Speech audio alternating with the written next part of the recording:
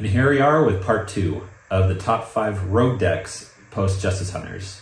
Now, when I mean rogue specifically, we have the top 5 meta decks of the current format, which I covered in the last video. The top 5 rogue are going to be the 5 underneath that. So just wanted to clarify that because, you know, a few of you were kind of confused from our last videos whenever we did this on where exactly these are classified as. So it's like top 5 meta decks, and then 6 through 10 would be kind of the rogue era. And then budget is, you know, kind of mixed in with depending on how much the decks cost. So with that out of the way, let's just jump into number 5. So for number 5, I'm actually going to put Sky Strikers here. Now, Sky Strikers last set, I believe, got new support. And since the release of that new support, we haven't really seen this deck make a complete resurgence until a few weeks ago, or at least a couple days ago, where this deck claimed 2 of the top spots in a YCS. Even one of them taking top 8, you know, which was actually pretty cool.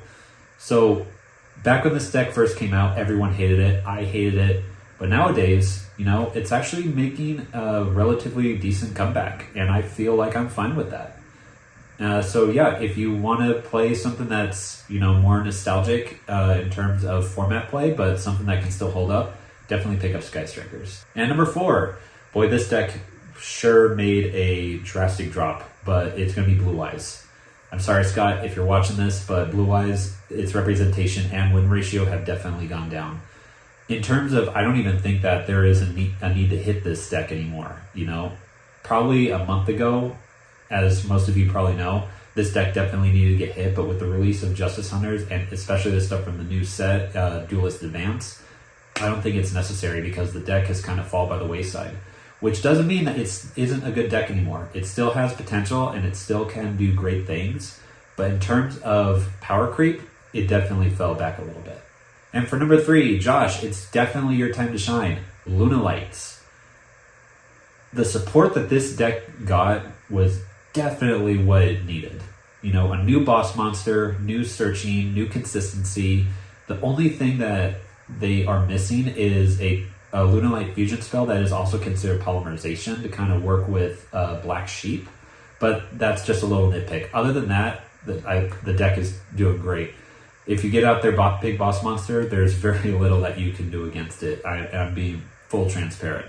But yeah, Josh, if you're watching, this is definitely the deck that you should take to the YCS in October. And for number 2, Eric, it's your turn. Orcus.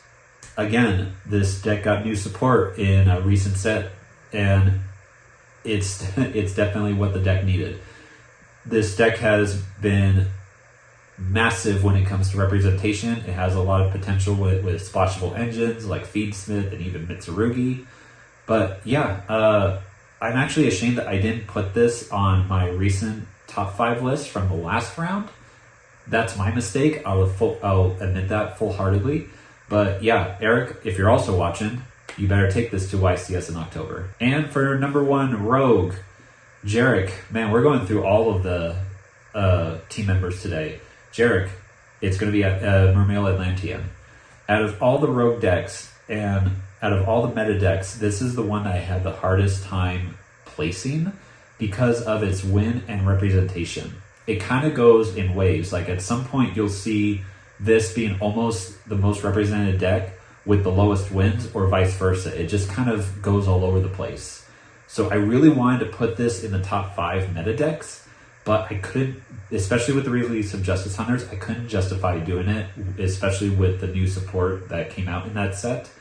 But like I said, there is room for adjustment once the meta just kind of finally, you know, settles in and we know what is going to be which deck.